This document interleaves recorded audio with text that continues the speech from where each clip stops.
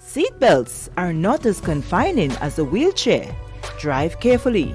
A message from the Traffic Department of the Royal Grenada Police Force. Stay up to date with all that's happening with the new National Party, NNP. Send us a message via text or WhatsApp on 405-8683 with your name, email, and constituency. Stay in the know with NNP. Get updated.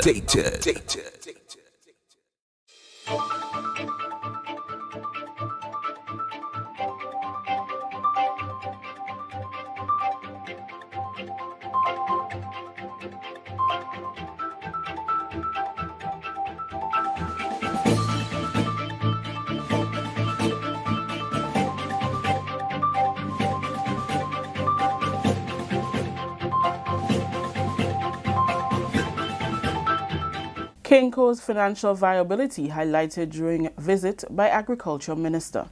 Details to this story and more in the National Report.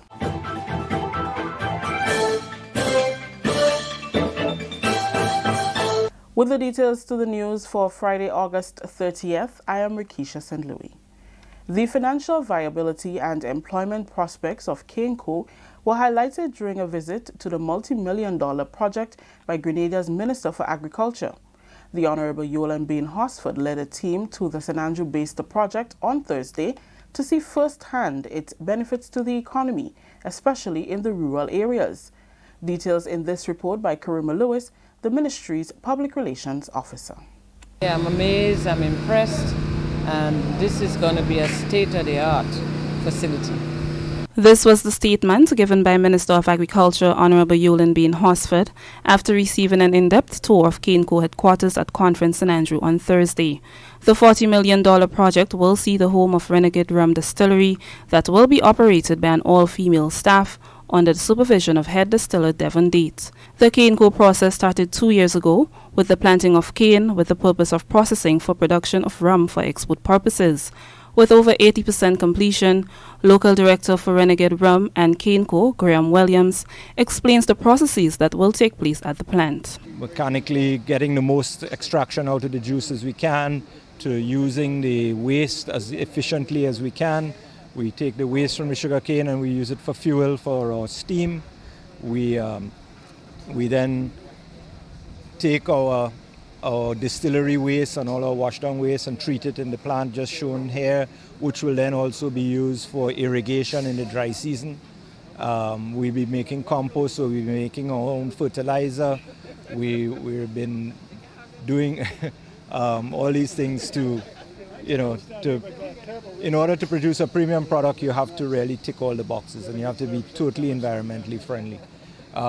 This has had a tremendous effect, I think, on the rural economy of Grenada already, and we foresee this to continue. The company is once again making a call to farmers to plant sugarcane for its production. Graham is confident that with the completion of the plant, interest will be expressed from farmers. People say we're going to buy the cane and grow it for us, but they didn't see anything in the ground, right? Now that the factory is built, we believe that there'll be more interest because people will now be able to actually see. They can come here and they can see that we are real. We're not just another investor making a story of, what we plan to do. We've delivered on what we've said we plan to do. Minister of Agriculture Yolande Bain Hosford expressed her pleasure in the fact that a number of persons within the community are employed with the company. I'm so impressed that they have started from scratch. From the field, the quality of plants, the standard, the treatment, everything, flowing right into the end product that they will be bringing out here. So it's a fantastic facility. I'm impressed. And what intrigued me most, the people from the area are employed here. The head guy who will be in the fermentary doing the fermentation, he is from the area here. And he gave us a great tour. He's fully knowledgeable on the subject. And all of the other little guys that are working here are little mechanics in the community. They started their own mechanical thing, doing the little thing at home. And, they have the little desire in them and they have the little skill. And they're now showing up their potential right here. And that is amazing. And I want to, commend the the owners of this facility for involving the community. It's so important. The plant is 80% complete and currently has in its employ 150 employees. For the Ministry of Agriculture, I am Karima Lewis. Thank you, Karima. 25 police officers of the Royal Grenada Police Force will participate in a bilateral training on anti-drug and criminal investigations as part of the 2019 short-term training courses in the People's Republic of China. An orientation ceremony was held on Friday at Camp Celine. Assistant Commissioner of Police Michael Francois stressed the importance of the training, which will help fight drug and criminal activities. Two priority areas for the RGPF is addressing crime and disorder and maintaining credibility as an organization. Crime and disorder can seriously affect the growth and development of any nation, while lack of confidence in the police force can seriously affect cooperation and collaboration with the public, which is of paramount importance in the fight against crime. This training opportunity would assist us in enhancing these objectives. He encouraged the officers to adopt best practices that can be introduced to the RGPF to maintain high standards of security and transparency. I want to encourage every participant to make good use of this opportunity. You were carefully chosen for this training, and so you are expected to acquire as much knowledge and skills as you can during your stay in China. One of the requirements of this training course is that you will be expected to share new skills and knowledge acquired during this training with members of staff and co-workers on your return. You are encouraged to discuss and adopt best practices as we strive to improve our efficiency and professionalism in the service that we provide to our communities. Sun Sen, Deputy Director of Bilateral Affairs in the Embassy of the People's Republic of China, is optimistic that the training will strengthen relations between both countries and help the police force maintain peace and safety. You will have an opportunity to experience China's history and culture. This time, you will visit 3 places: Shandong Province, Hangzhou, and Beijing. Beijing is our capital city. Shandong is the hometown of Confucius, and Hangzhou is the host city for 2016 G20 summit. I hope the seminar and the relevant exchanges between us would benefit both of us, and you will try your best to continuously make Grenada the safest place in the region. This is the National Report. We'll have more news after the break.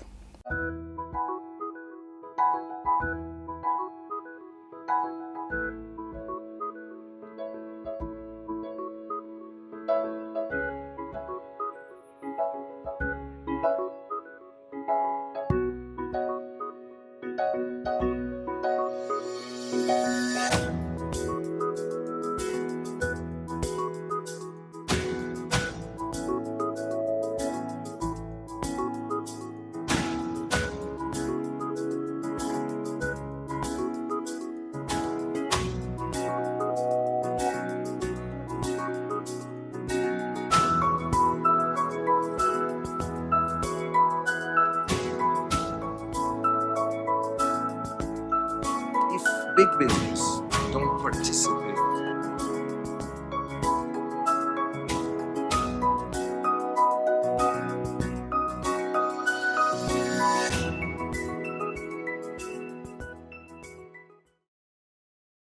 Welcome back. Grenada takes another bold step towards fulfilling its National Export Strategy 2017-2021. The strategy, which was launched in July 2017, aims to boost Grenada's exports in 6 priority areas: agriculture, creative industries, health and wellness or therapeutic tourism, maritime and yachting, tourism and professional services.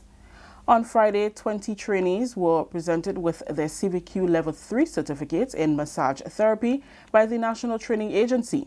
Facilitator Rosemary Charles says the training will help develop the beauty and wellness industry, making it more marketable and export-ready. We can no longer take this sector for granted. You know, a lot of people in the past actually took the beauty and wellness industry for an industry where you would, you know, you didn't perform well in school and you would just go and get a trade. So no longer we want people to see this industry in that perspective. Times have changed, and what is actually needed in this industry is a high quality education, such as what the CVQ affords to these persons here today. 7 of the 20 trainees have completed both levels 3 and 4, while the remaining 13 are level 3 certified. This process involves not only in classroom training, but your experience over the years in the industry came into play. Your portfolios, the training in the areas which you were not yet competent, all of these had to be done to meet the standard, the massage therapy level 3 and the massage therapy level 4 standard, for those of you who did both of them.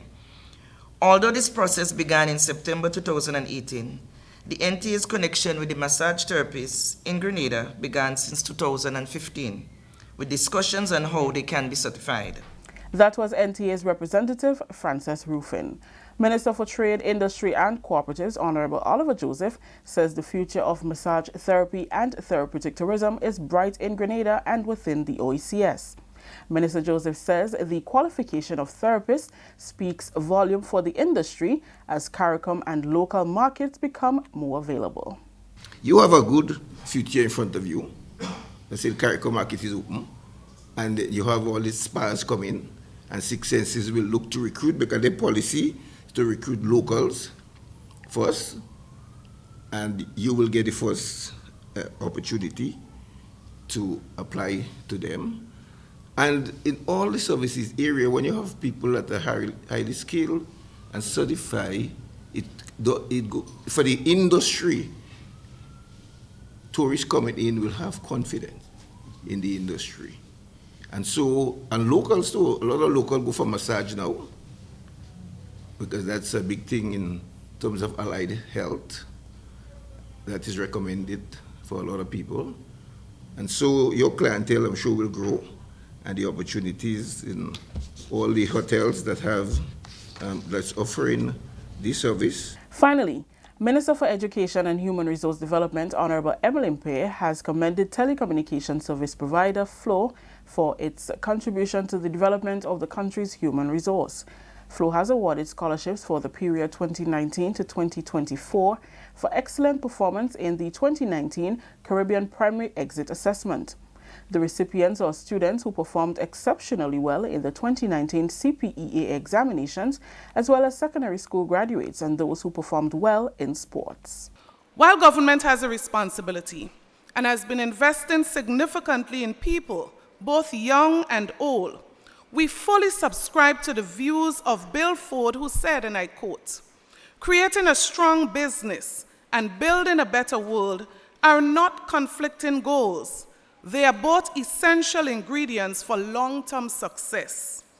When a business chooses to invest in our youth and in education, that business demonstrates that it understands the essentials of sustainable development. It understands that our young people are not just the future, they are more so the present. Challenges become stepping stones that you would use in your journey to success. If you have no challenge, I say to you this afternoon, your end story would be very boring. Challenges are very necessary. Challenges come and they go. Get excited about them, because more than ever, overcoming them would become your greatest success. The 29th Flow Scholarship Award ceremony was held on Thursday under the theme, Go confidently in the direction of your dreams.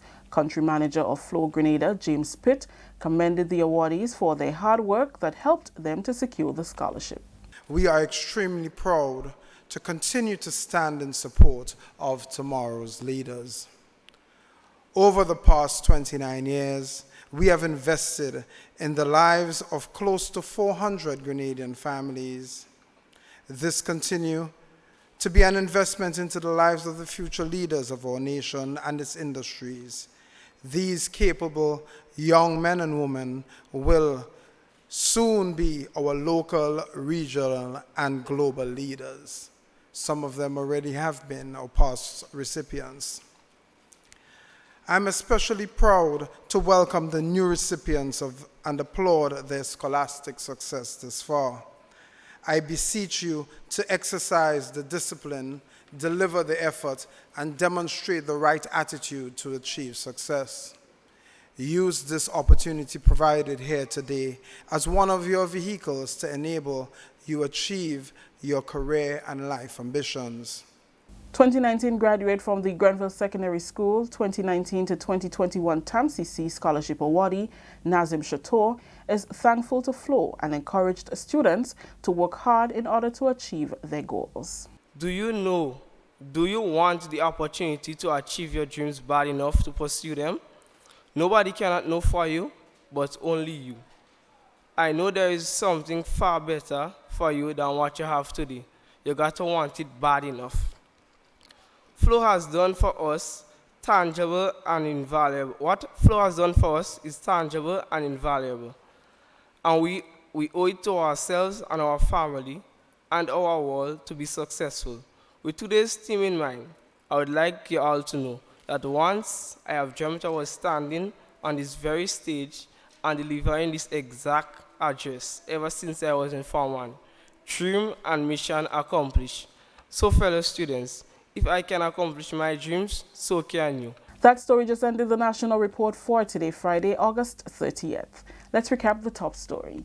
Kenco's financial viability highlighted during visit by Agriculture Minister. On behalf of the entire news team here at the Government Information Service, I am Rakisha St. Louis saying thank you for joining us. Until next time.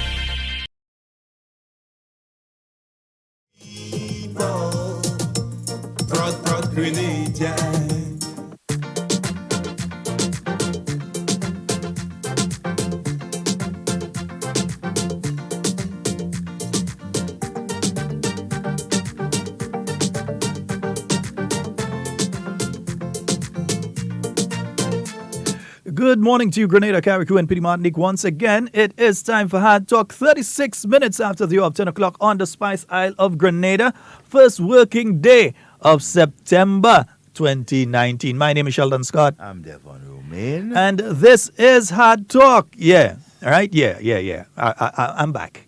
We're back. We're back. Mm-hmm. Yeah, guess who's back? Good morning, Grenada, and to all of you listening wherever you are. Yes, indeed, and saying a special good morning to all the listeners via the various radio stations. We know 97.5, they've been having issues for about the past week, so they are not on right now, except online. You'd probably get us on 97.5 on their online thing, but not on terrestrial radio. But we still say good morning to the listeners who usually listen to us via 97.5 and who may be listening via 97.5 online. Yeah? And? 89.5. Yeah, 89.5. CRFM. Mm-hmm. Yeah, we're live.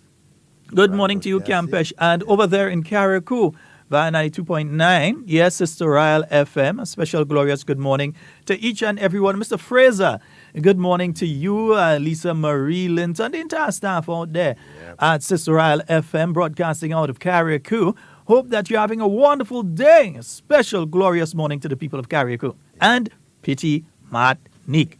All right. And 94.9 We Noise Radio out there in Brooklyn. Yeah. It's your friendly voices again. Good morning, Wade. Yeah. Good morning to you, Wade. We hope that you're having a wonderful morning this morning. All right. Yes, and we'd like to first of all thank the team that kept it together for our holiday period. Yeah. We'd like to thank Miss Duncan for being on. Yeah. Honorable Bola, he's just holding on today, man. In and between, he holding, man. He's holding on there too. See, that's what it's all Yeah. about. And our good partner, Jay. Yes. Yeah. Jay. On the technical side. Anybody in Grenada in radio and they know technical thing, they know when we say Jay, they know what we're talking about. Exactly what you're talking Yeah, about. so Jay. Yeah, we like to thank you, Jay, for holding it back. But we're back in on the technical side, Mr. Nazim Benjamin and myself and Devon. Indeed, 38 minutes after the hour, 10 o'clock on the Spice Isle of Grenada. Several things coming up. Yeah, during the period that we were not there, a lot of things happened. But they talk about that. We ain't going back and talk about all them things. Yeah, we don't expect us to come and talk about Carnival and all this. We can't go and talk about that now. That done. Is way gone. Yeah. I mean, there may be one or two interesting things that we may bring up, as we go on. But Yeah. not linger on the whole subject of Night hour or two I must bring up. Yes. Believe me, I will bring it up. At least we have to say congratulations to all the winners of Spice Mass. Yeah. In whatever category, whatever division you took part in, good morning to you and congratulations because Grenada won. Yeah, we won. But before we go there, I need to say a very special good morning to all our online listeners. Yeah, hope that you all are having a wonderful day. Those of you who are listening via Hard Talk Grenada live, on Facebook and viewing, we say a very special good morning to each and every one of you. I seen Brendo there. I seen Blossom. Good morning, Blossom. Louisa, Kathleen. Hey, Hayes. Good morning, Corporal. All right. Seeing Avron, and Chris, seeing all of you on this morning, folks. Remember to like and share the live. Yeah, you have to spread it. So like and share the live. All right, nice, beautiful. Yeah. So again, for those of you that may just be joining us, those of you who usually listen on the 97.5 frequency, they've been having some technical issues. Should be sorted out sometime early this week.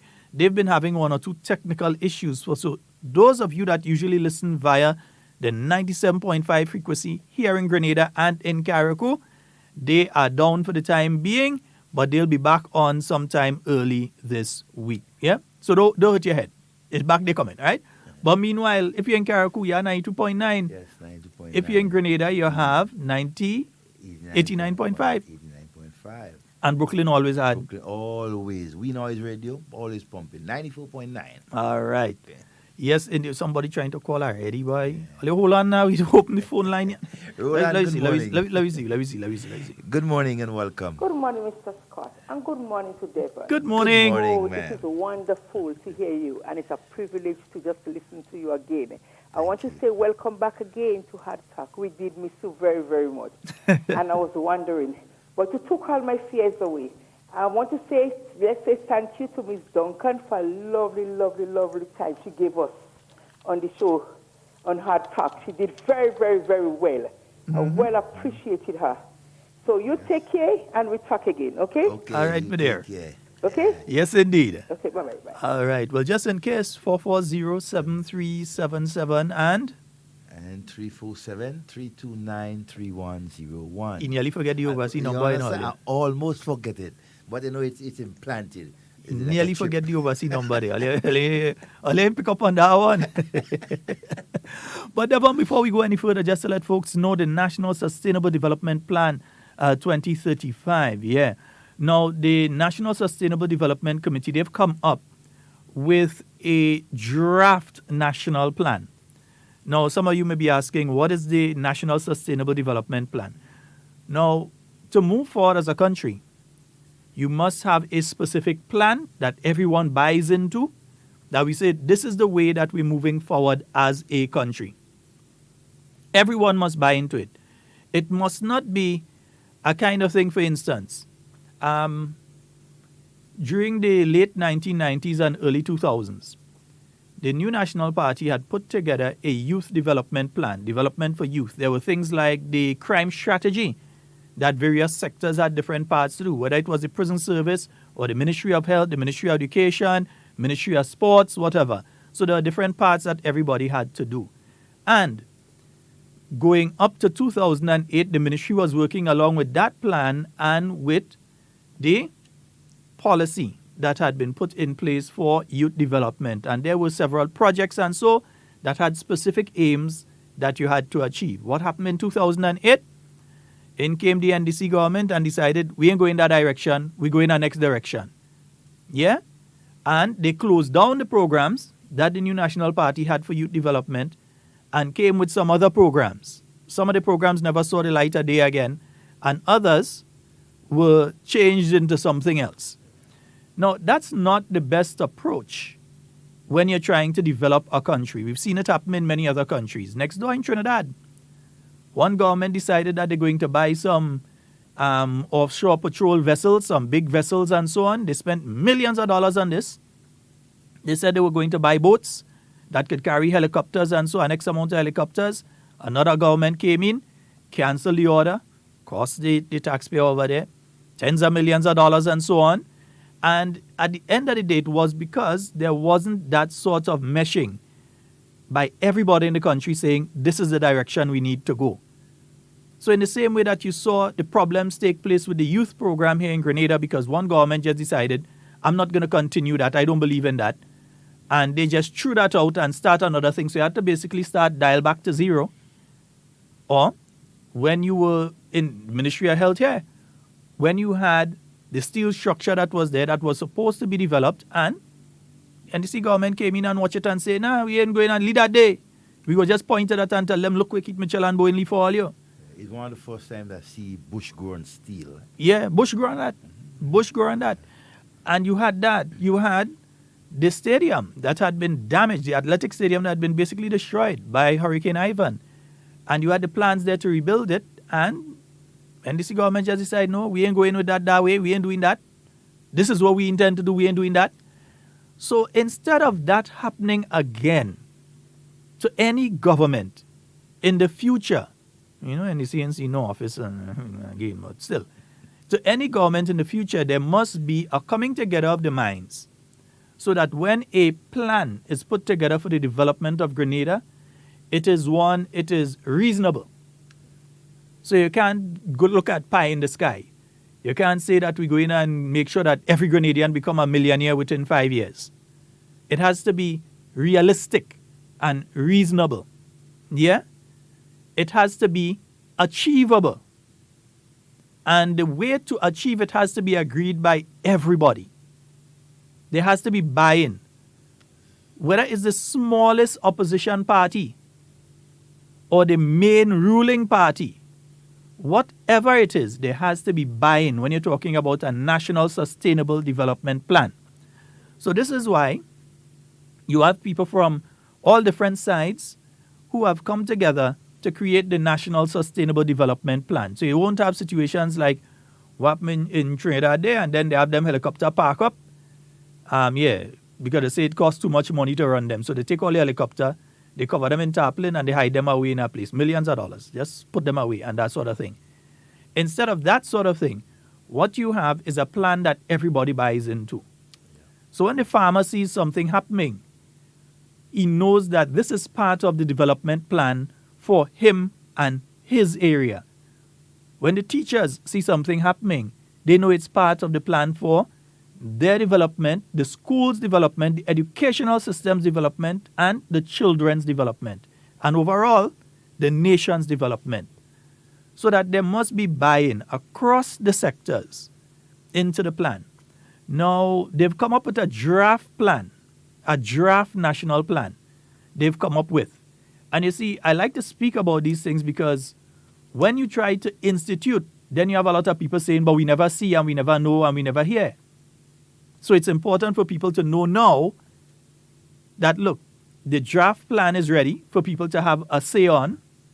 There are going to be presentations on it between today and the 3rd of October. So it starts today in Carriacou RC School. Yeah, it starts today from 7 p.m. So those of you in St. Andrew, I just always think of Carriacou as St. David. Those of you... Yeah, I know, but I always think of Carriacou as St. David for some reason. Yeah, that and Mama Can. Yeah, you always feel like Mama Can is St. David too, but Mama Can is St. Andrew. But those of you in Carriacou, at the Carriacou RC School, so St. Andrew people in general, you can head out there. It starts at 7 p.m. The facilitator today is Dr. Carrie Grenada, and Mrs. Elaine Henry McQueen, she's going to be the rapporteur. All right? So you're going to have a presentation, and there's going to be a report given on what has taken place to get to this stage with the draft national plan. You may hear something that you like. You may hear something that you think, okay, no, we need to add to that. Or you may hear something, and in your understanding, you may say, that can't work. And you may be able to give a reason and say, listen, what you're saying there, that can't work. And the reason it can't work is because of A, B, C, D. Or for that to work, we need to put 1, 2, 3, 4, 5 in place first. And that will help A, B, and C to work. So in whichever way, it's going to be taking place at the Carriacou RC School today from 7 p.m. The draft national plan is going to be discussed. Continuing in St. Andrew tomorrow, they're heading up to the Tivoli RC School, starting at 7 p.m. The facilitator tomorrow is Miss Sandra Ferguson, and again, the rapporteur, Mrs. Elaine Henry McQueen. So there will be these 2 sessions and a third session in St. Andrew. That one is taking place Thursday, and again, 7 p.m., and that one will be at the St. Andrew's Methodist School. So you have the National Sustainable Development Plan that's going to be exposed to you, the general public, for you to have your say on it.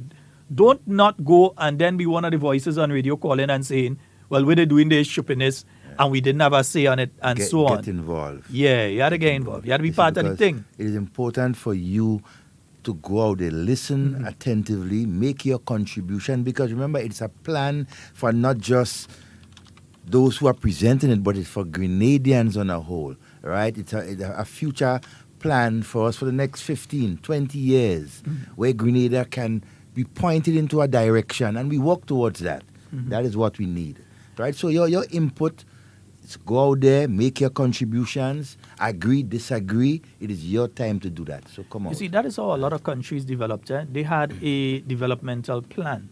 For instance, you look at China. China had a specific plan. This is what we will do over X amount of years in order to achieve A, B, and C. And they were able to do it. I mean, some of the things that they had back in the 1980s and so, some of us may look at that and say, wait, nah boy, you remember in China in the 1980s, you were allowed one child. Yeah. One child. Strict. Whether you wanted a boy and you get a girl, or you wanted a girl and you get a boy, the state didn't care. Yeah. One child per family. Yes, so you were allowed one child because they had population targets that they wanted to meet. Yeah, they didn't want the population too high, and then they were unable to meet the needs of the population. They wanted the population to stay at a certain level. So they put, I'm not saying that is something we need to do here, you know. No. Because right now we population kind of low. We need to increase it. We need to increase it. Make more children. Yeah. We need to make more children. That is, I mean. We need to increase the population. Yeah. We need to decrease. But everybody had to play their part. Everyone. Yeah. So we have, you saw that example in China. You have countries like Vietnam that had a developmental strategy, especially with the fall of the Soviet Union. In the late 1980s, early 1990s. With the fall of the Soviet bloc, many of the satellite countries had to refocus of how they're going to develop themselves. And they set achievable targets that they were able to meet. You have countries like Norway, the Nordic countries, Norway and so on, who also set specific targets. For instance, in education, I've been reading up a lot about their educational system. Things like having at least 3 teachers in a classroom. In a classroom. At one time. Yeah, come inside. Don't afraid there. Come inside. Yeah, look the chair here. Come and sit down. Folks, we've just been joined by Ms. Duncan. Yeah, she's just making sure she getting the microphone set on them kind of thing there. All right, yeah. Just set up yourself. All right. Yeah. So like Norway, they have a system now where they have 3 teachers per classroom. At any one given time. Yeah, at one time. And they have a specific, they've changed the length of the school days. They've changed their targets and so on. And what are they having right now? Some of the best results worldwide. They're number 1 in relation to education on the planet right now. Even if we look within the region at Cuba, right after the Cuban Revolution, And they set specific educational targets. We want to have X amount of medical professionals per 1,000 people and so on. And they were able to achieve it. They were able to make those targets. So as it is here in Grenada, we need to set realistic, achievable targets and meet them. So we have the National Sustainable Development Plan. So remember, tonight, they're at the Crochu RC School. Tomorrow, Tivoli RC School. And on Thursday at the St. Andrew Methodist School. And we'll continue to give you more information in relation to that. Yeah. Hopefully, you'll be able to get somebody to come in and talk about that, Ms. Duncan. Hopefully. And we've been encouraging. Good morning to everybody. Of course, it's always a pleasure being here speaking with you. Of course, I had to give way for my voice to come back this morning and, get comfortable and settle in. But we've been encouraging people to go out to these consultations because, Sheldon, what we normally find is that the consultations are there. They're there for information purposes. They're there so the general public can go in and give their views and their ideas and what they think and what they disagree on. And maybe changes can be made based on what you say. But then we find people don't go to the consultations. And then when things are done, we complain about it, And they're the first ones. They're the first ones that you hear calling radio and going on television and writing to the newspapers. People are still reading newspapers in Grenada. I don't think so, no. Hardly any newspaper prints over 1,000 copies or so. People don't read newspapers are so 1980s-ish. Yeah, anyway. I like the format in terms of how they started. St. Andrews, as a block, you have 3 sessions in 1 week. So the people of St. Andrews have an opportunity. Yeah. If they miss it in Crochu, you go to Tivoli. Yeah. Right? If you miss it at Tivoli, you go to St. Andrews Methodist School. Right? So you have options. So there is no excuse for you not to be part of this whole developmental plan. Of course. So it's definitely important for us to, as I always say, be part of the process. But the reason I came across this morning, Sheldon, because it wasn't my plan to be here this morning, but it was my plan for you to be here. I was going. You're trying to sneak out. You ain't getting out with that easy. I was going through the newspaper and something caught my attention. Well, 2 things actually, but I'm going to speak on one at a time. Oh, so people do read newspapers. Yes, You've been reading. Yes, I have to keep abreast with what's happening, There was an article by a gentleman, I'll call his name, but I'm sure as soon as I say what it is, everybody would know who the person is. He's said to be an advocate for the Kamahan Park.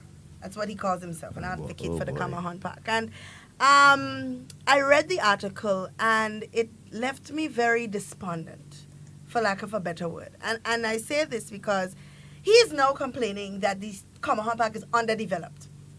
The swings or so on for children are not up and functional and so on. And in my mind, I am saying, when the protest for saving the Kamahan Park came about, was there any discussion with the stakeholders, meaning the persons who would have made the lobby to improve the park, or anything like that? Was there any consultation of this kind to say this is what we plan to do to the park? Or was it just people going on an outrage, a rampage, saying, no, don't touch Kamahan Park, leave it as it is? But now that they have left it as it is, there's now another complaint that nothing is being done, that it is underdeveloped. And we as a people must know what we want. We must be very careful, because you are now asking them to go back now and improve the park that you just lobbied for them to not interfere with.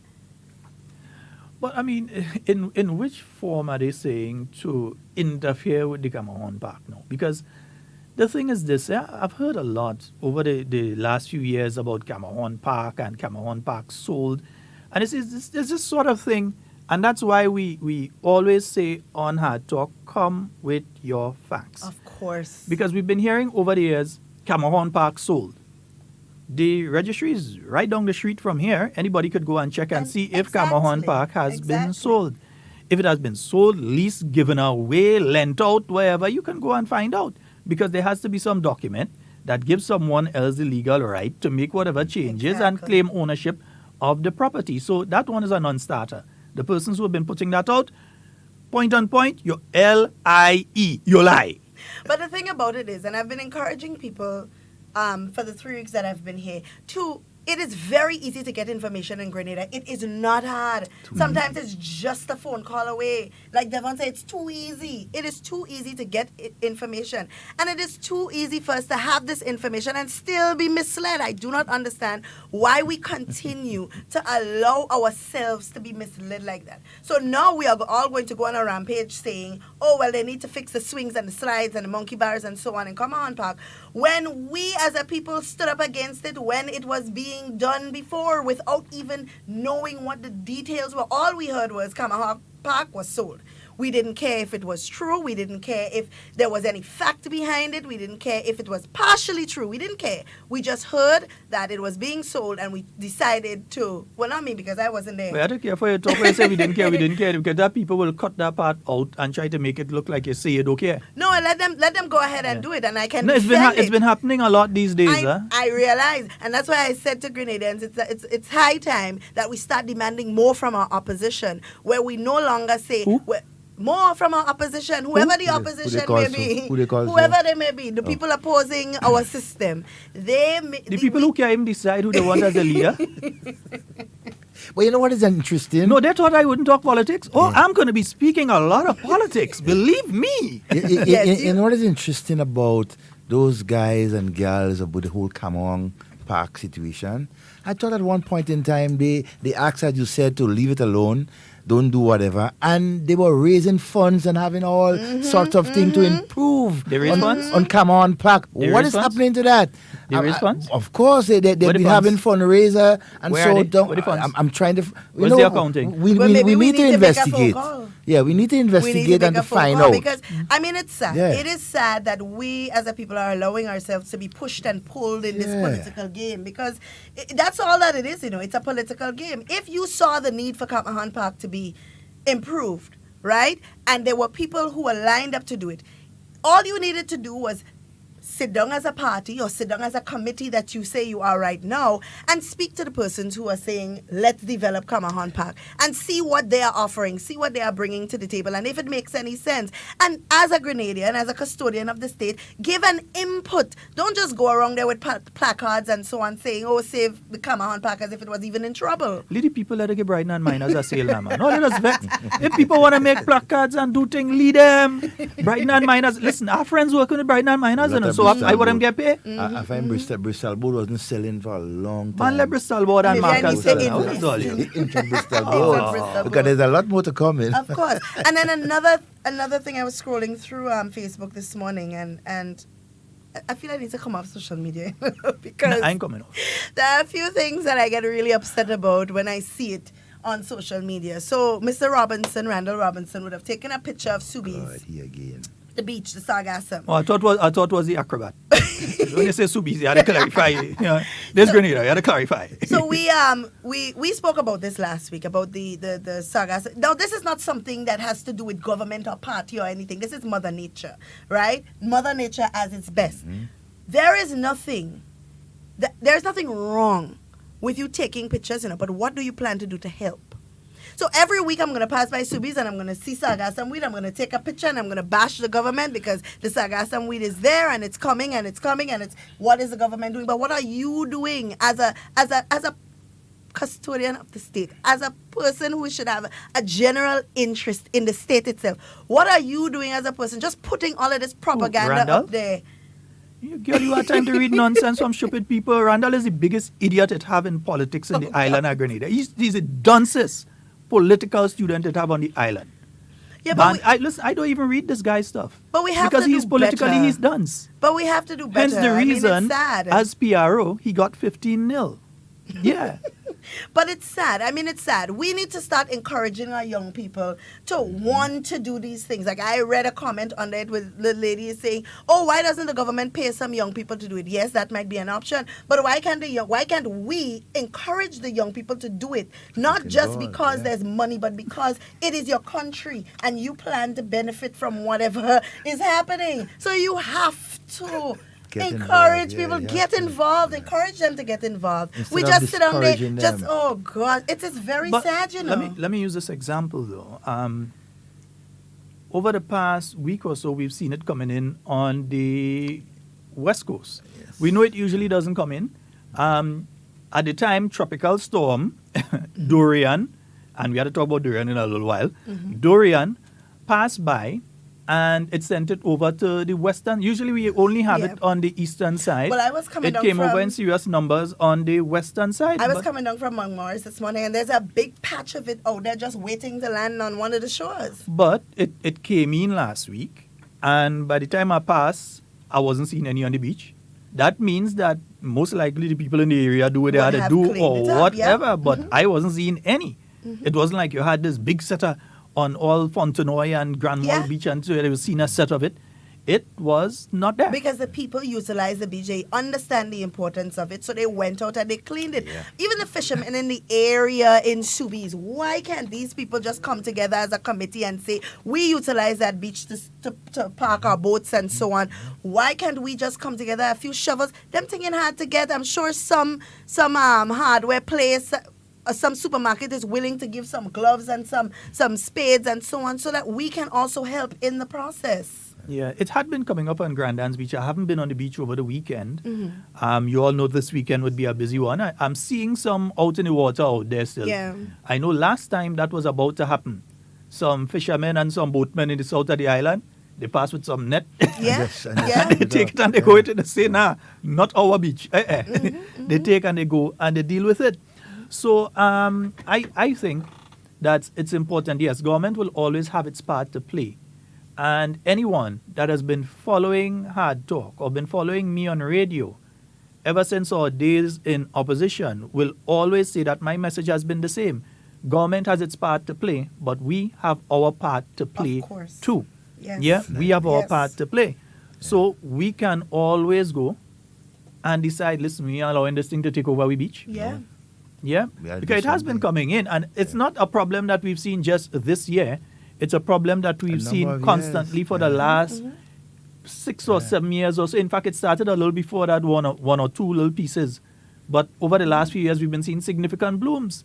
And what I can say, though... The heat hasn't been helping. It's been helping it to grow faster. Over the last couple of months, perhaps years, the different parliamentary representatives and so the different constituencies, for example, in St. Andrews, Honorable M. Pierre, in St. Patrick's, you have Pamela Moses and Sabosun. They have been getting their crew, right, to occasionally clean the beaches with people and so on. You can see it. There are times you pass and you see 2-3 groups of persons in one area getting, the weed out and so. That is a work in progress. Yeah. But it's something that we cannot control. It's nature. But let me say this, though, and I think we need to understand this from the context of where it is. The NDC as a political organization cannot deal with positivity. They cannot deal with development. They cannot deal with putting forward realistic ideas for development. What they can deal with is destruction.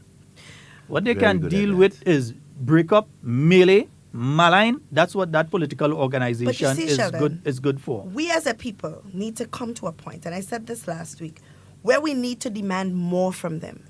Yes, you want to represent us in Parliament. I like beating them in election and I ain't helping them. Do all they're doing, continue doing exactly what they're doing, exactly all they're doing. Yes, you want to represent us as parliamentarians. Yes, we understand that. But just as much as you demand answers and facts and information from our government, or our parliamentarians, or our cabinet members, in the same way we need to demand more from our opposition and stop allowing them to pull us into this political push and pull, this political ping pong, like I like to call it, back and forth with a set of nonsense propaganda here, propaganda there, and no real facts. But we, the people, are asking for the facts, You hear they talk about oil and gas, the government in corruption with oil and gas, but where are the facts? What are the details? Where you're getting this information that you have from? We need to start asking these kind of questions and put them in a position where they need to stop and say, okay. Why are you trying to help them? No, I'm helping our people. It's Grenadians are helping because at the end of the day, when we start demanding more from them, they have nothing to rely on. So what's going to happen to them? They're going to just dissolve and fizzle away. There'll be a sensible alternative. A sensible alternative. This group of nonsensical people. They're nothing doing Congress. You see, but they're very good at propagandizing and making you think that something is true when it's not. That's what they're good at. I'm telling you, right? So it's no surprise that everything, and at this point in time, they have nothing to stand on. They don't have a leader. The organization is in shambles. So they're looking for snippets of things to just bring up and get excited over it. Of course. But it only lasts 1 day, 2 days, and so because the Grenadian people at this point in time is understanding that, look, there's a government in place that is ensuring that the best come to our country. Yes. And if you as an organization cannot come up with proposals and so to do much better, then you may as well just shut up and have nothing to say. You see? And so because that is where it's at right now. Yes, they have indeed. nothing to offer. But it's after 11. It's 8 minutes after 11. We're going to make sure the phone lines are open, folks. Yes. I'm sorry about that. I saw one or two people trying to call. So the phone lines are open. One person is saying they're willing to go when three of us start. Well, I live very far from the beach. But I don't mind, you know. I don't mind helping. That is one thing. You can ask anybody in Northwest. One thing. Call me and say, Miss Duncan, we're going and clean up the beach. And once I am available, I'm willing. I have absolutely no reservations in doing something like that, you know. Because I see my children bathe on the beach all the time. Whether it's Grand Mall, Grand Anne's, Fountain, they're always on the beach. So I see the benefit in it. You know, I want my children to continue utilizing the beach. And it's a little break for me too, you understand? So I would do it. I have no problems in that. But I mean, it's time that we come to a point where we stop saying government for everything and start looking at what we can do as a people for Grenada, because Grenada is ours. It's not the government own. It's not 15 representatives own. It doesn't belong to 15 people. It belongs to us, the Grenadians, the people who live here. Yes, indeed. And 4407377. Just make sure I can add the thing a little bit here so I wasn't seeing the phone line. Right, nice, good. 4407377 and 347-329-3101. So, boys, as much as I enjoyed being here, I must run. Now you should walk, because if you run, you could trip on the carpet there and you might fall. So, many things to do, but it's always a pleasure, and I'll come pop in every now and again to talk with you guys. Of course. But thank you again to the listening audience who would have accommodated me for the past 3 weeks. It has been a pleasure working with them. And of course, I'm going to miss Jay. So you can come and visit me today. We'll see. Before you go, we have a call on the line. Yes. Let's hear what the caller has to say. Good morning and welcome. Oh, good morning to you. Welcome back. Yes, thank you. And good morning to your co-host. Sagasan. Very simple way to handle this, you know. We have to at least work to the agricultural sector and the farmers. And if we we could get the farmers to accept that it is a very important form of fertilizer, then we have all the beaches open. We challenge the citizenry to go hipping it up, and the farmers now will buy it at maybe $5 a bag or $10 a bag from the people who are hipping it up. So it's a race to clean up the beach now, because look, we're getting some money. We'll have to promote that. It's not the government's responsibility. I don't think so, because they might not be able to find the money to do so. But we could challenge the people now. Look, if you can make some money from the beaches by going and hip up this thing like we used to hip up the sand for sale to the government in the past, and the farmers now will come in with the trucks and buy it to put it in their estate. That's a very simple and easy way to clean up the beaches. But let me tell you, you promised to come to look at Bungie. Remember? You promised to come and look at Bungie to see what we're doing there. And because we really want the road. We want the road and all the beaches going up the east. That's the beach in St. David, eh? That's the beach in St. David? Yes, that's beach in St. David. Yeah. So I'll want to maybe to take some time and come and look at it. Maybe you'll start at Malmont, because you can, start at Malmont, see what is to be done there. We need to finish the binding of that beach road. And then the Bonge, which is the one we're doing now, we want it to be upgraded. So we want a machine and we want some binders. The bushing, the bushing can't be done by the bushing people, because it's very, very big. So it has to be done on a slow basis, so it's going to take some time. And to have this road really open up. Surprisingly, people went down there last month, the park and fill up the drains with wood which we cut. And they was able to use 4 drive to go down and have the good time on the beach. Okay. You see? So the beach, as I say, is second to Grand Anne's. Wow. It's that nice. Yeah, I keep hearing you saying that. I really, really have to make the time. Come and look at it, because my vehicle is not 4x4. That's the only problem. Where we now, And from Bongi, we want to go what we call Galbi, which is the real sightseeing place for surfing. That one I know, yeah. And then we go up to Latant and to culminate at Croshu, because we're taking and that fall well within the government plan, Sustainable Development Plan 2035, you see? Okay. And I should tell you, too, that we have already submitted our plan to the grouping, so we know that we're on that draft. Okay. You know? But we just time it when they come into St. David, say, well, we go and listen to what they say. But we're ahead in that area. Okay. So come and look at that beach and see what you could help us to achieve, because we want the finishing of the binding on the Malmong Day, and we definitely want to do something on the Bongi Road to have this beach motorized. And so I think you can help us there. Okay, no problem, sir. All right. You enjoy the day. Wonderful day. Yes, indeed. I feel what I want to do is connect with the MP and make that turn. Make that turn. Yeah, make that turn. Nice Me and the MP. sightseeing. Yeah. I mean, not just be just that particular beach, but other areas. But I can't take the car down in some of those areas. But the car can't make it. The car can't make it. Right, yeah. My car is not even a 1x1, so you can't make it down in the area. But you know, Sheldon, I also read that there was a gentleman in St. Andrew, I want to believe, correct me if I'm wrong, that was taking the seaweed and using it for farming purposes. Yeah. And as of recently, he made some reports that they were stealing his stuff.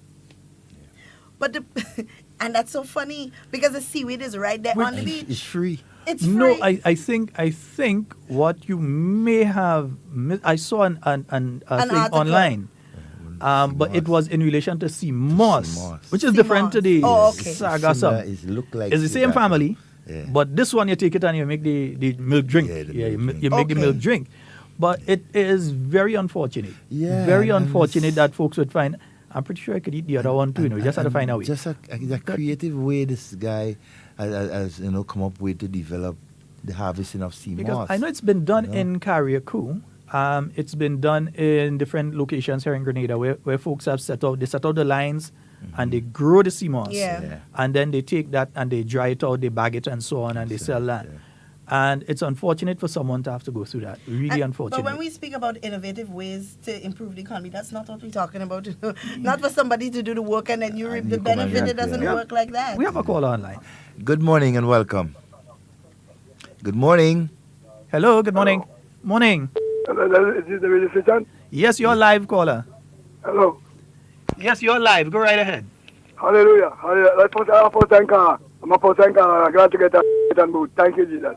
I spread joy. Hallelujah. Good work. God bless all you. And the sister, she come out the street. She said, I enjoy every bit of her. Give God praise and give God praise. And the man that just speak there, we see video people gather things and sell it over. That's a good idea. This is a party I know if I agree. This is a positive disagree. Hey, I'm going to secondary school. Let me tell you what happened, please. Let me tell you what happened. Thank you, Jesus. Thank you for your presence. I thank you for your grace. Thank you for your mercy. Thank you for your love. I thank you for what you are doing. Love you, tell me about positiveness and create. I don't know how you take care of our Father, what the heaven. I don't be thy name. Thy kingdom come. Let your will be done on earth as it is in heaven. Give us this day our daily bread, and forgive us all our trespasses, as we forgive all those trespass against us. Lead us not into temptation, but remember every evil. For thine is the kingdom, you are the power, you are the glory, forever and ever. Now we come here and the blood. Hallelujah. Love you. All right, sir. Right. Yeah, usually we don't allow that, but anyway, all right. It is your day today. Yeah, believe me, you get through today. Nice. All right, I think we have another caller. Let's take that. Oops, we missed them. Yeah, because we know Miss Duncan had to go, but we want to see if you want to call quickly. You had to call quick, Yeah, we're taking it quick, fast and furious. Remember, the overseas line is open. Devon, get them the overseas line. 347-329-3101. And we go to the local line. Good morning and welcome. Hey, good morning, brother. How are you doing? Hey, no, good man. Not too bad, my friend. Yeah, good time at base with all you. All right.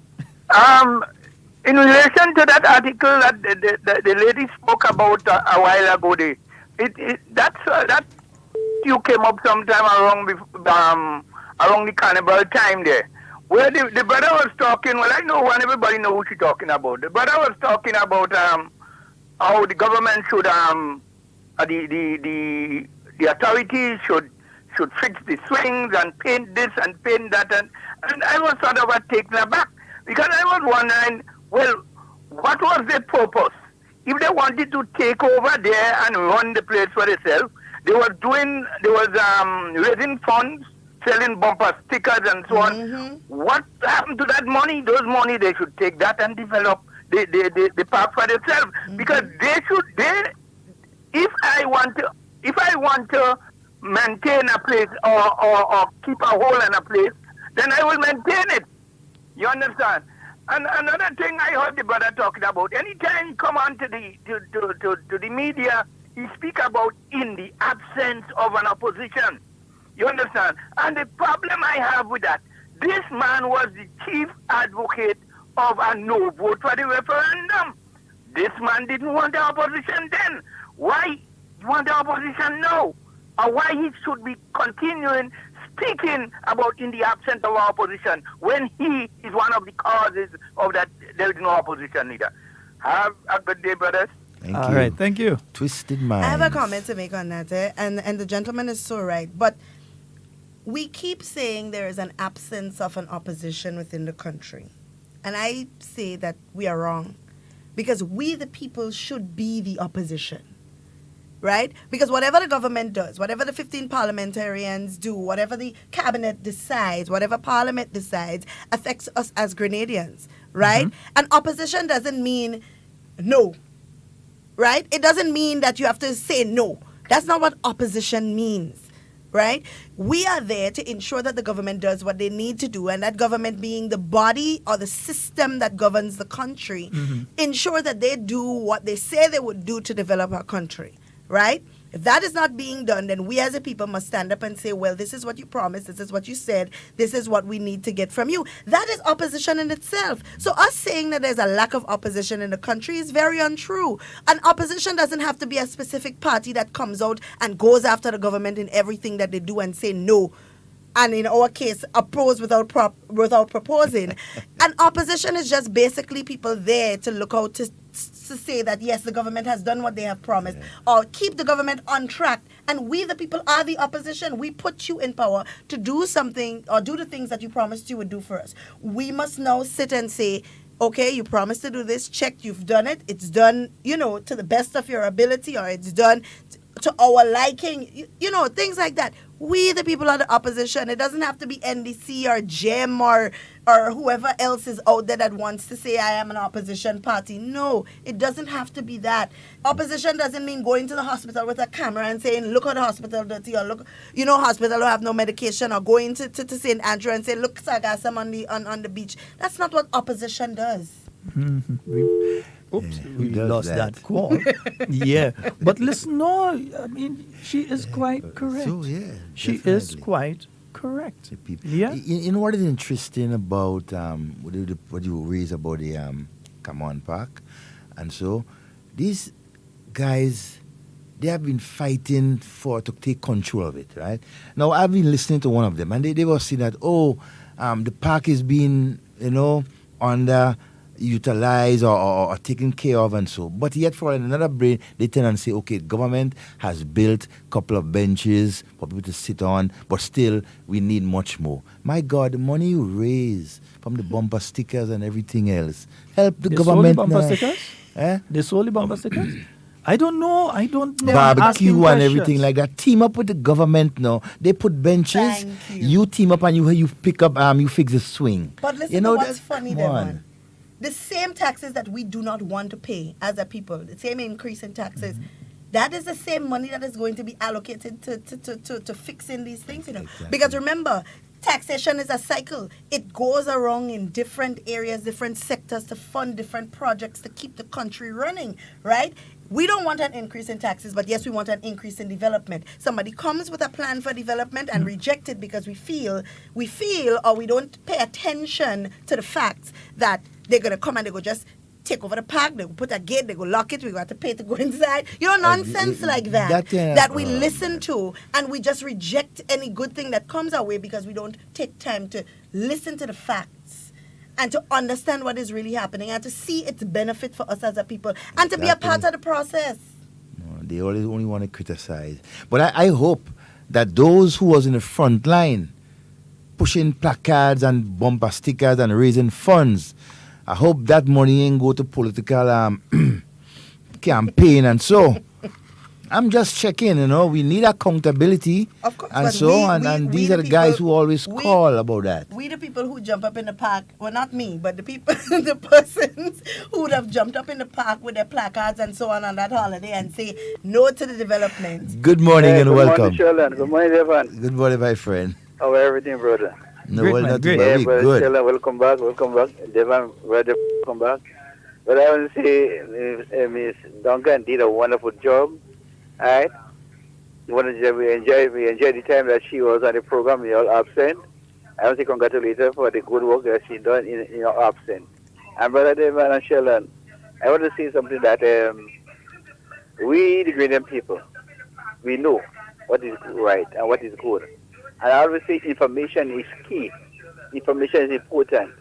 All right? As you always say earlier, it don't take you long. It might take 2 days to get the right information and the truth of what exactly people is saying. So many times people they hear something and they want to go with it. Right? I would say information is key, and we want to get the right information. Right? And as the government is given the right information, we will develop people. But wrong information cannot develop people life. So we need to get the right information, and we get the right information from HARDTALK. Those who want to oppose for opposing sake, they don't help themselves. Right? As Ms. Duncan was saying, sometimes people do something. If you oppose me, you oppose what I do it. But then you should tell me where I'm going wrong so that we'll come with a better solution. But if we just oppose for opposing sake and there's no solution, we can't help with the situation. I will say, shut up and watch them, because you can oppose someone for trying to help somebody, but you don't help the person. If you want to oppose somebody for helping somebody, you should do something better for what I may be doing for the person. But you want to oppose what I do and you don't do nothing for the person. So I want to say, Brother David Sheldon, welcome back. Continue to go to work. Ms. Duncan was doing. Right? Because we the NP people, we have information and we are working and letting greater people know exactly and the right information. So Brother David Sheldon, you all have a wonderful Ms. Duncan. God bless you. Thank you for the wonderful time you was there in the absence of Brother Sheldon. Thank you. All right, my friend. Thank you. Yes, indeed. You see, she feels she's going in. You know, go just so. Yes, they're right. Demand and supply. Yeah, indeed, Ms. Duncan. But we know that you had a busy morning this morning, though, because it's back to school. So the young ones, you had to get them out of the house this morning. All yesterday was a busy day. But there's still a lot of them still home. There are a number of schools SAS, who are... SAS for yes, one. And so to those you school children who are home, not just sit down home, but get acquainted with your books and adjust yourself, reacquaint again with the whole school system and continue to do your best. All right? And so to the teachers, and so we wish you all the best in this term. And so, hey, good morning and welcome. Ms. Duncan, I really, really appreciated her. She was very informative, and I hope that Sheldon, you and Sheldon and Devon, that you all will really, take up from her and continue with all her informative information. They did this thing with the government and the in and outs with the secretary, the permanent secretary. And I think this was very good and very educational. And I hope we could get back some more onto that and where we could educate the public. Because when we see things are not happening, we quick to blame somebody or blame the other. And this was very good what she did with she and Mr. Bowler. And I hope from time to time Ms. Duncan will come and help you all, Devon. I'm not sidelining you all, but that she will be there to help push our program more edifying and educational to us. I'm here and I'm listening. Listen, this thing with Mr. Rolo and this constitution thing, I wish Devon or Sheldon, y'all could get Mr. Alexis. Get him on that program because this thing is not going good. This thing has been going on for years with him. And Mr. Alexis came up and gave some information and this thing and whole week. Jimmy was there and come back with the same question on the Constitution. We need to know what's happening with what this man he's portrayed. You know, and it is not good. And I think Brenda is there. All of these announcers are there. And it's time for we to put our foot down on this thing and get it right. Because when you see things are dragging and going on, it does not end well. And it will bring chaos. I heard another thing on Shaggy program. Y'all, please bear with me. I need to voice this thing. That they are talking again about the Constitution. We need to put our foot down and educate our people as this thing is real for real. Thank you all for listening. You're Bye. welcome. Okay. What I can say in relation to this, and thank you for your call. What I can say in relation to this is that in February of 2017, the issue of whether or not Grenada's constitution is properly patriated was put forth by Dr. Lawrence Joseph, a different doctors, you understand, right? Dr. Lawrence Joseph, in one of his articles that he was doing on a weekly basis at that time. And he cleared up that issue for anybody that really wants that issue to be cleared up. I've just posted the article to the HARDTALK Live. I've just posted the article there. But he was very clear on the fact that Grenada's constitution is a constitution. Yeah? The thing is, I myself was on a To The Point program in 2017 as well. Remember the program with the Kosansi Wadwindi? Right. So I was on the program in 2017.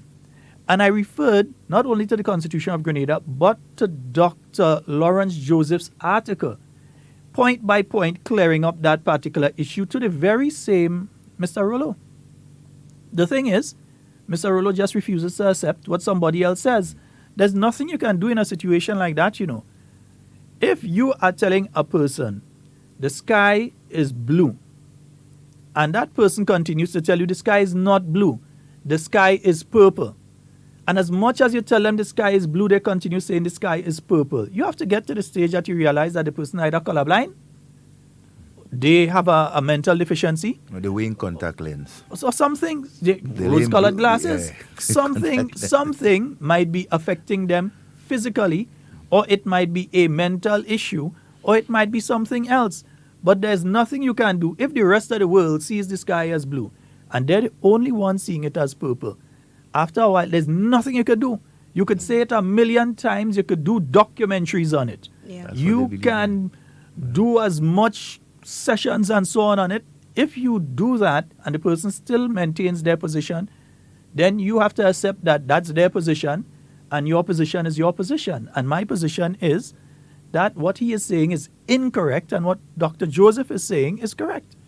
But I agree with the caller. Maybe it's time for us to have another conversation like that and invite maybe Dr. Alexis or Dr. Joseph to come again and explain to the people, because we're hearing one side of it, because Mr. Rollo is very vocal on many forums. Very vocal.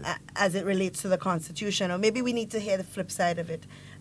People need to hear the flip side of it and understand. I can get Dr. Joseph here one day. Speak to Dr. Joseph and get him in. That's great. That would be important. Oh, boy. 4407377. Sorry, in between we missing calls there, but sorry about that. The Constitution, that's one thing, but there's another issue the caller raised just before they went into the Constitution. I'm trying to remember which one it was. It's slipping me right now. Yeah, because I didn't make a note of it. Usually while I'm talking, I'm making my notes, but I didn't make the notes of it. But anyway, we're saying back to school. I saw the Holy Cross boy. Yeah, Holy Cross get one lash at school day. One lash at school day. Yeah, congratulations, man. They get a lash at school day. They have been waiting for that a long time. Yeah. And I hope that you will see again the emergence of the population. I think they need to name the kitchen after a particular lady, though.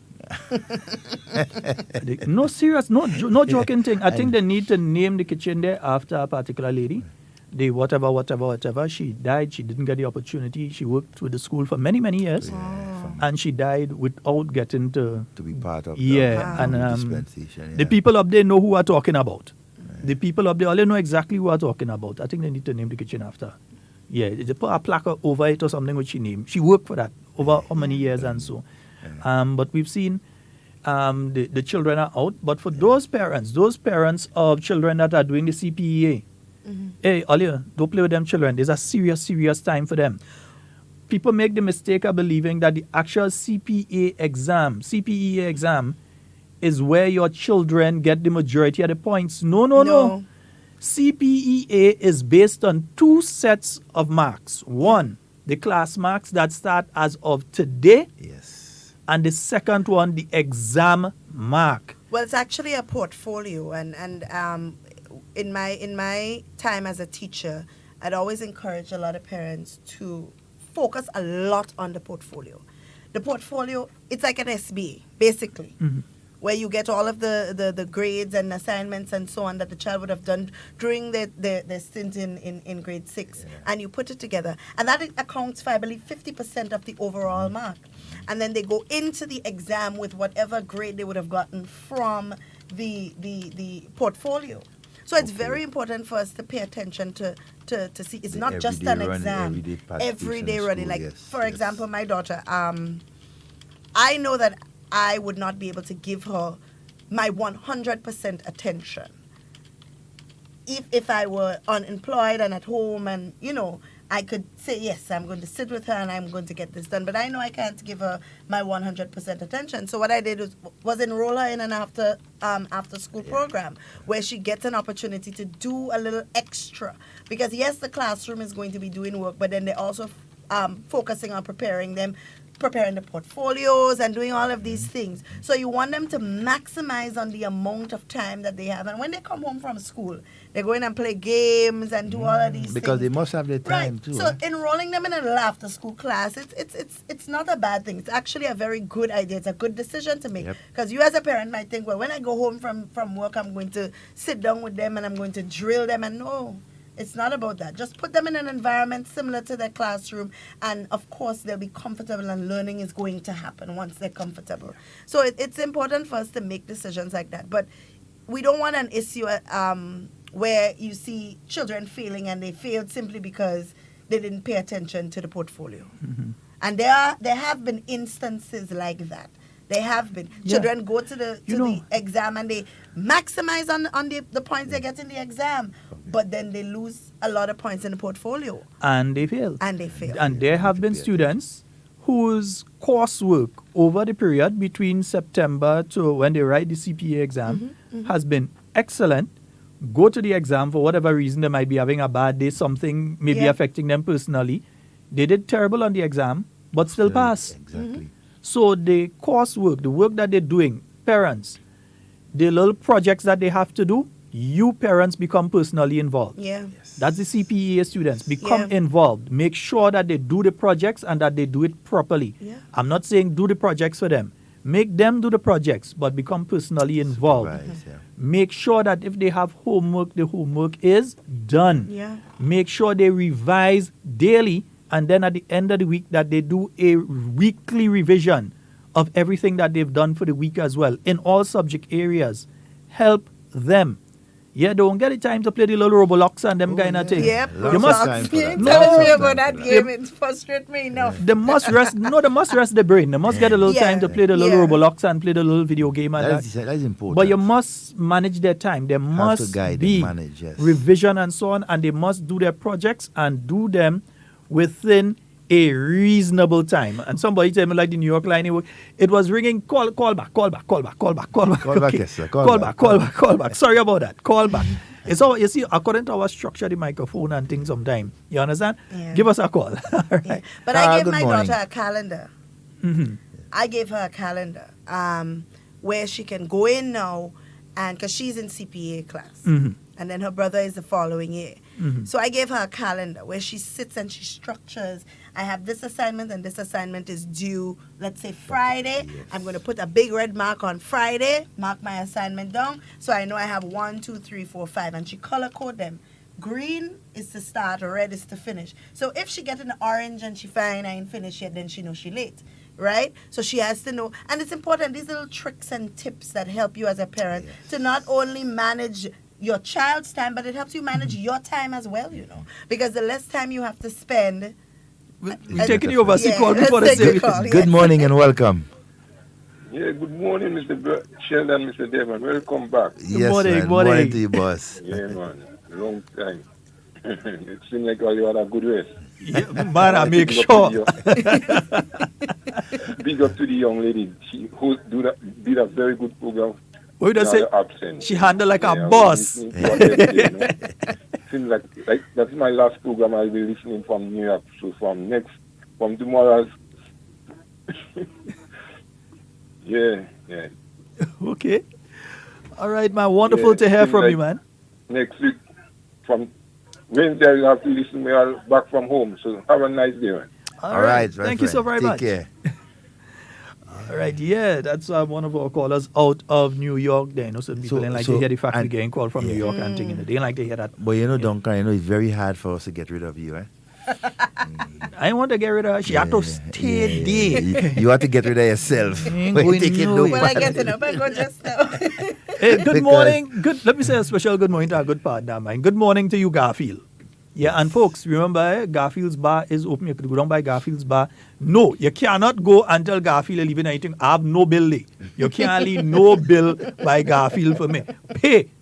If you want to leave a drink, and know one thing, if you go by Garfield and you say, I am paying for a drink for Sheldon, I get a phone call from Garfield, it has something here for your pass. So you could leave a drink by Garfield for me. You could leave one for Duncan, because Duncan, have you ever been? No, I haven't been to Garfield. It's in the container park in True Blue. You should make a pass back. I should. Yeah. Is that karaoke? Because I like karaoke. Eh? If you want karaoke, we organize in karaoke. Between Cindy and Garfield, they organize in karaoke. Right. If you want karaoke, again that. Yeah?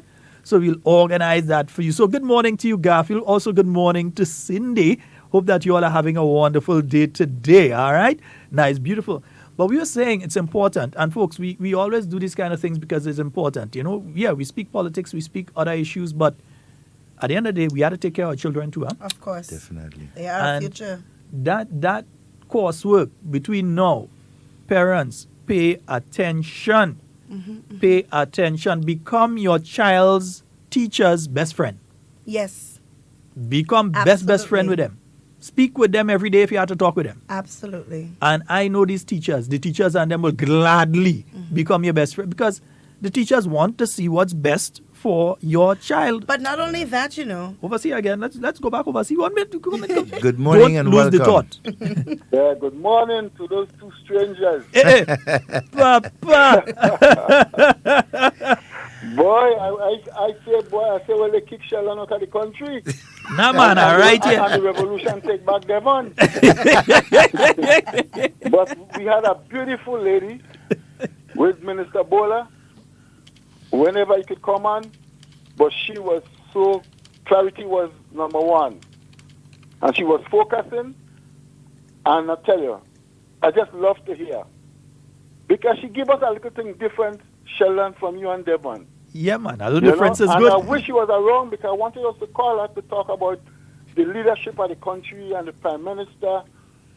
You know? She here, and she right here, you know? And I'm glad you all is there now. Good morning, Miss Duncan. Good afternoon, good morning, whatever is the time. Yeah. And I would like you all to discuss about the leadership because, Sheldon, we're not talking about that. We're just talking about NNP. We must talk about the Doc is going down, and I don't want to end up like Gary. I don't want when Doc move out, the party gone down. Doc need to get someone. We have to put that person there. We know that is the person that we're going to have as a leader after Doc. We can't wait at the last minute, Sheldon, and then we're going to just call somebody. That's chaos. Mm-hmm. We have to train somebody, and we could know that person is the next person there. Because for me, if Mr. Boyne was not that in age, he'd have been the next man in line. Because Peter David is a strong pillar. But I don't think Peter wants to be a leader. Peter is a strong leader, a strong pillar, but not a strong leader. He has so much friends. And he must get away from this friend thing. Oh boy, yes. Your wireless also starting to break up. You have to respect him. Mm-hmm. That's what I think. All right. Caller. You're breaking up, my friend. I'm breaking up? Yeah. You was breaking up a bit there. Yeah, go ahead. Try again. Go ahead. Yeah. When you want to be a leader, you can't study what your friend's going to say. And you know, Peter, I campaign for Peter 100%. But Pedro don't want leadership. Pedro is too nervous. And Dr. Mitchell sees it already. You have to tell me that. I know. But we must find someone. I know Mr. Boyne have to come for just one term or mid-term and then pass it on to somebody else. But we have to see that. In the party, we're not seeing that. Dr. Mitchell is about 100% and the balance is 50. There is too much a gap. I want to see somebody else who is there right behind him, 75, 80. So we could say, that's the next leader. And I want you, Ms. Duncan, Sheldon, you, Ms. Duncan, and Devon, all you have to sit down and come up with a program about that. We need ministers to step up. Who want to go, go. Because, life is something else, But we just cannot have the party just Dr. Mitchell and the other party, the other people is way back behind. The other side have nobody. And if we're not careful, Grenada going to end up in chaos because we might have nobody too. So you guys take that into consideration. All right. And think about it. And Sister Duncan, come up with a program about that. I want to hear you. Thank you. All right. Okay. All right. What I have to say about that is very simple. One, I don't think that we on the program here would want to be showing bias towards any particular individual within our organization We can't. as leader, which is why I generally avoid the discussion totally. But what I could say is that directly off the top of my head, I won't call names, but off the top of my head, I can see at least 6 competent, capable people who can fill the void anytime Dr. Mitchell decides that's it. Male as well as female. 6 off the top of my head. So if we want a male, NNP have that. If we want a female, NNP have We have that. choices, options. Unlike a certain other political organization, that let me just say the pickings real slim on the other side. But within our own organization, I understand and I know that we have at least 6 competent and capable people. If the 6 capable and competent people are interested, that might be another discussion. Exactly. But there are enough to choose from in our organization that we would not end up the way of the GULP or some of the other political organizations within the Freedom Party in Dominica. As soon as Dame Eugenia Charles said that was it, the Freedom Party end up into next to nothing, then some of them break off now and then the Dominica Labour Party, some of them in the United Labour Party, Workers' Party, and all sorts of things. So instead of our organization ending up like that, the organization, number one, the New National Party is the most organized political party on the island. That's one thing that's for sure. We ain't guessing that. It's the most organized political party on the island, right? And there are things that are being put in place for the future of the party. So it's nothing to worry about. Anybody who really loves the party and loves Grenada will be concerned about the issue. You definitely will be concerned about the issue. Dr. Mitchell's shoes are some extremely big shoes to fill. That's like a size 48. Shaq. That's Shaq O'Neal's shoes. I don't think there'll ever be another person like him or that can come close. But he's a political genius. 300 years from now, the universities will be doing a class. And I'm not just speaking about universities here in Grenada. The University of the West Indies will have a class. When they're doing politics, they'll have a module just on Dr. Mitchell. Just on him, Just on Dr. Mitchell. You see, and then within the structure of the party too, there's always things put in place to ensure the leadership, right, of the party is continuous.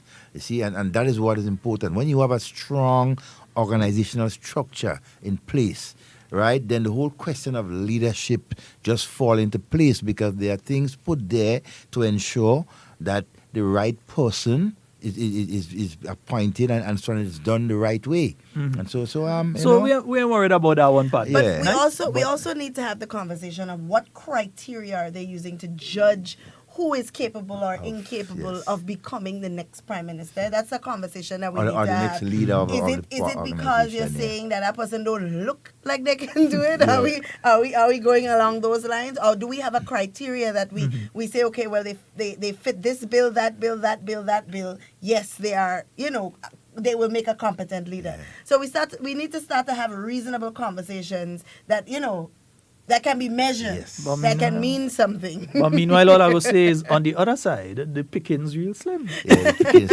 and then what I would always say that as a political organization, the NNP, not that we need not to worry about, the future, but we have a strong, vibrant organization with a strong leader.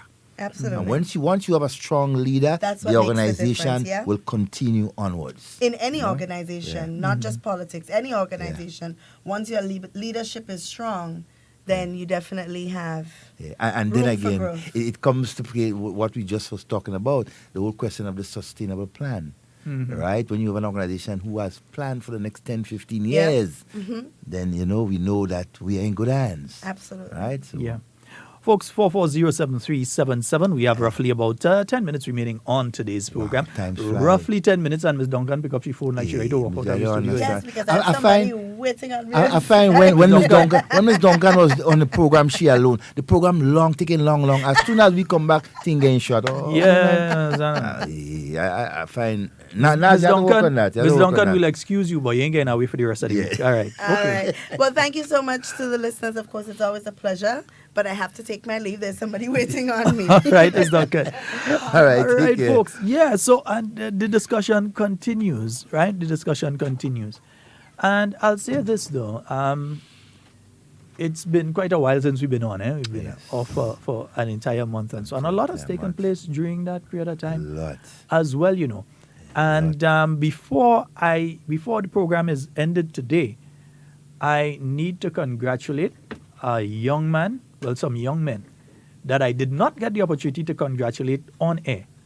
But all you know is my real boy. Must congratulate Anderson Peters, boy. Yes, definitely. Must congratulate Anderson Peters and say a belated happy birthday to Kirani James. His birthday was yesterday. Yeah. And also to congratulate Lyndon Victor. Both Lyndon and Anderson. Anderson has won Grenada's first ever gold medal at the Pan American Games. It would have been 2 if Kirani did run in Pan American. He skipped the Pan American. Yes. So for we didn't this get time that. around, Well, he skipped it before as well. So this year we're going into the World Championships. At the end of this month into October, we're going into the World Championships. I haven't heard much on Kirani yet from his camp and so on. So we'll find out what is taking place, if he will be at the World Championships or if he's skipping that to have himself ready for the Olympics next year. And, it is an Olympic year. Lots of athletes are going to be starting their Olympic year here in Grenada, the Grenada Invitational. A lot of those athletes are going to be starting their Olympic year here on the island of Grenada at the Grenada Invitational. So those of you... will be one of the biggest. Yes, start putting your things in place because it's an Olympic year. The athletes want to make a name for themselves and show others what they can do, get a gauge of themselves early up. And the Grenada Invitational is one of the earliest meets. So they're going to be here on the island of Grenada, God's willing, in 2020 at the Grenada Invitational at the Kirani James Athletic Stadium. Yes. Yeah, we're hoping Kirani could be there too. And what is more exciting about it, next Invitational, you'll have much more Grenadians, right, partaking, right, on that level with potential for medal in either the World Champions or the Olympics, and that is good. And you see, Shalon, that is where the vision, right, of ensuring that the young people of this country is being taken care of. And this organization, the NNP, political organization and government has ensured that our young people is taken care of through academics and sports. If it wasn't for the program that was put in place, I mean, look at Kirani James, look at Lyndon Victor, look at all these young athletes who are now being able to perform on a world stage because of what was set, the foundation that was set for them. But see, it lends back to the whole discussion of sustainable development. Exactly. And everyone, for instance, the Honorable Roland Bola was the Minister of Sports in 2008. Yeah. He started the project for the lighting of the playing fields. If you think I'm lying, check the budget document 2007. Yes, he did. 2006. Honorable Roland Bola was the one that started the project for lighting of playing fields. That continued when Honorable Patrick Simmons came in, continued with the lighting of the playing fields and that sort of thing. But there are other programs that were started then that were discontinued, and then other programs started up during the period of the NDC that didn't make it to the full end of the term with the NDC. So what we're saying is that even when it comes to sport development, how are we going to get those little tiny tots that we have running at the Ribena Primary School Sports? Yeah. How are we going to get those little tiny tots from there to the Olympics?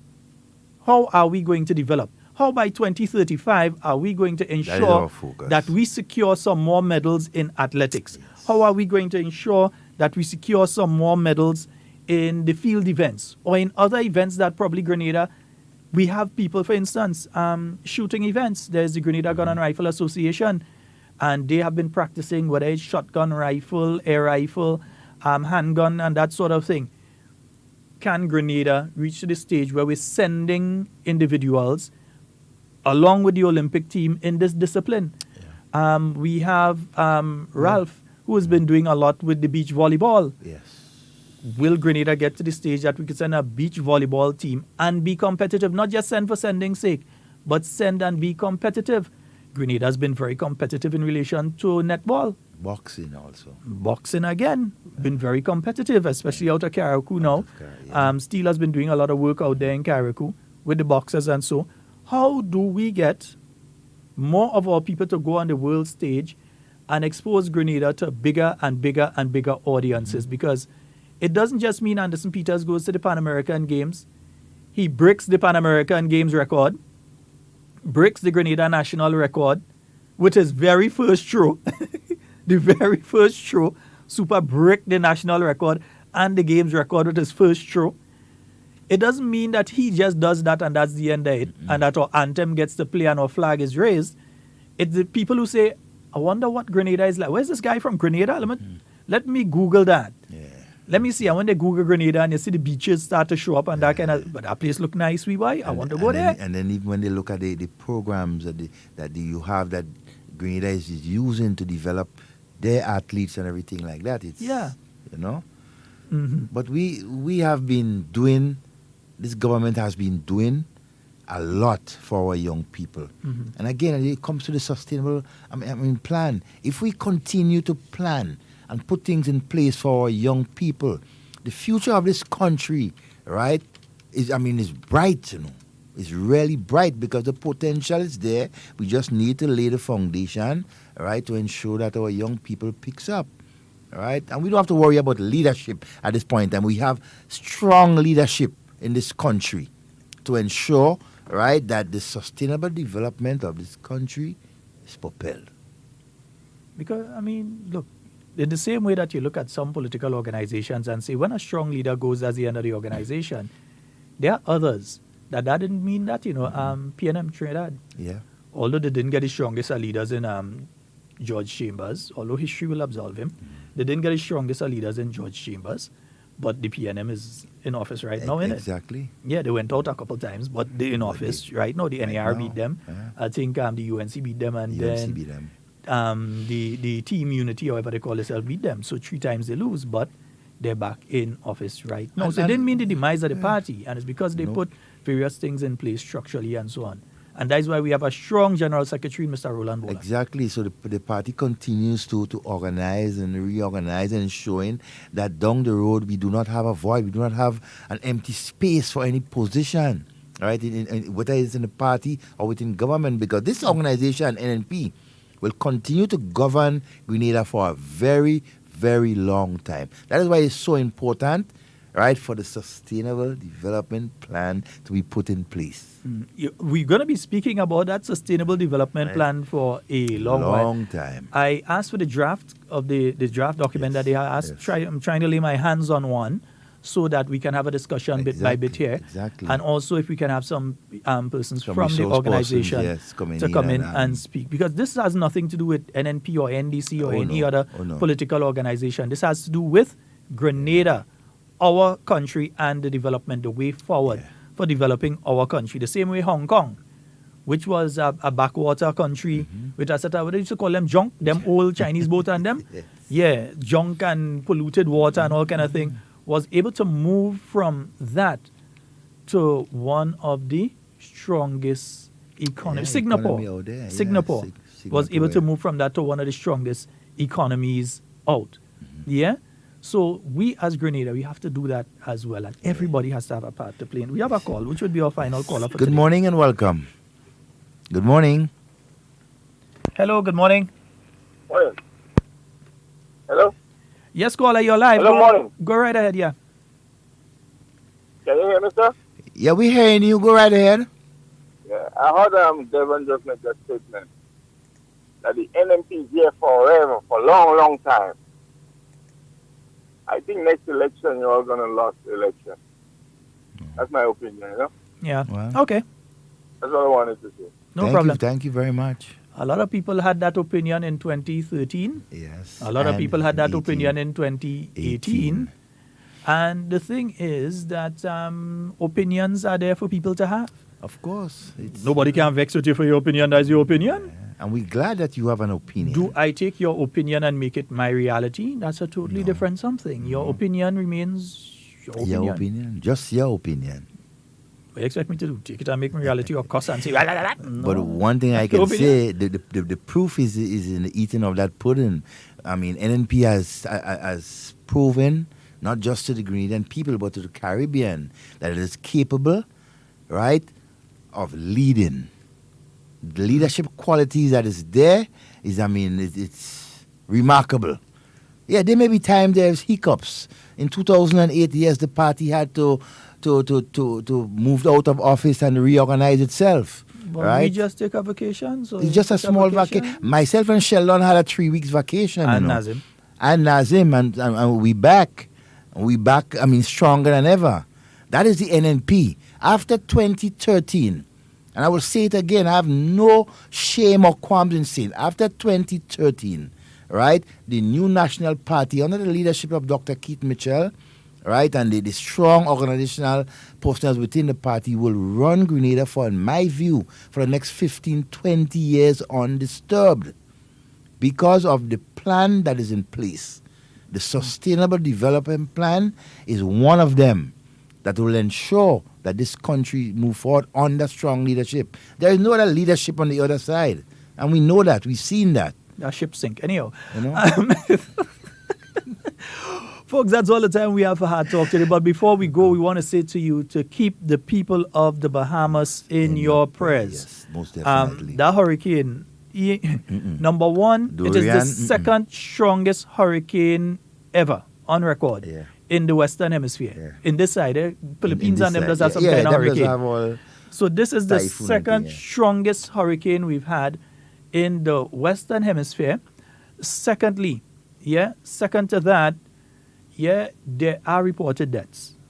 The Bahamas is a very flat place, and one of the islands, the highest point is 40 feet or some kind of thing. 30 something feet. Yeah, this place, I've never been to the Bahamas, so I can't say from personal experience, but what we've been seeing, I fly over it a couple of times.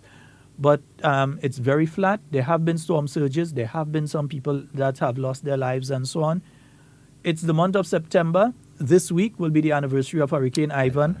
We do remember, and I think a lot of us, when we see the footage, it sends shock waves through our body, and we start to remember and reflect. Those of us that are old enough, you'll be surprised.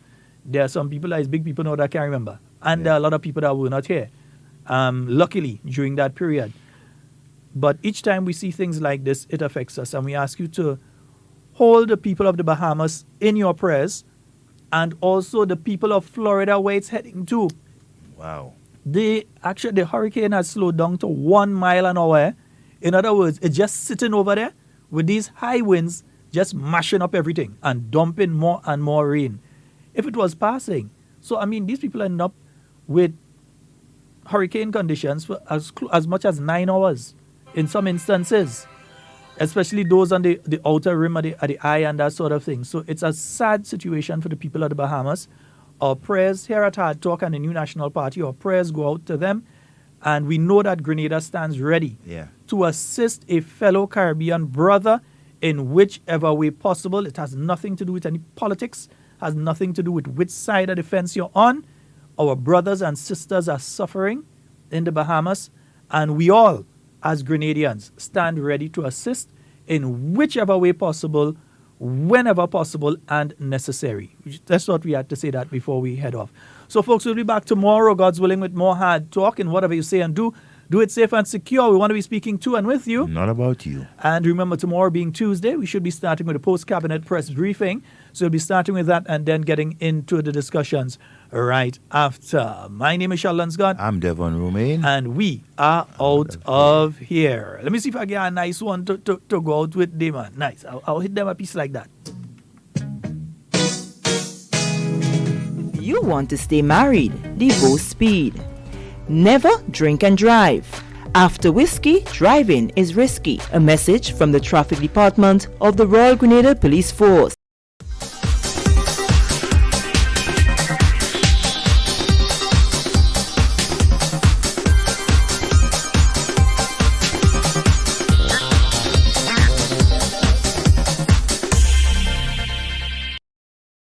Stay up to date with all that's happening with the New National Party, NNP. Send us a message via text or WhatsApp on 405-8683 with your name, email, and constituency. Stay in the know with NNP. Get updated.